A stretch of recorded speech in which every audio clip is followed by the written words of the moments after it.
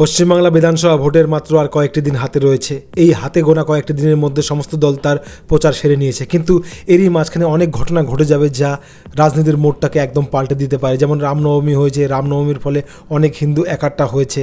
ঠিক এইরকমভাবে এমন কোনো ঘটনা ঘটে যেতে পারে যার ফলে রাজনীতির মোড়টা ঘুরে যেতে পারে, হারা ম্যাচ অনেকেও জিতবে যেতে পারে। তো এরই মাঝখানে অনেক এদল ওদল হবে, অনেক বড় বড় নেতা এদল ও দলে যোগদান করবে। কিন্তু এমনই একটা খবর আসলো যে খবরে তৃণমূলের মাথায় বাস পড়লো।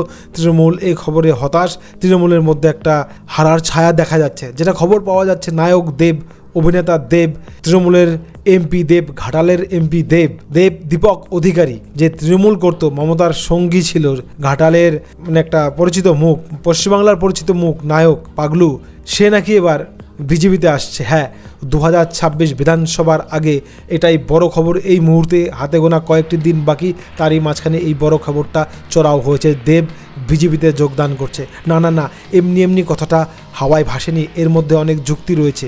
যে তৃণমূল কংগ্রেস জয়রাম শুনলেই মানে জয় শ্রীরাম শুনলেই মাথা খারাপ হয়ে যায়, সেই তৃণমূলের সাংসদ দেব বলছে জয় শ্রীরাম।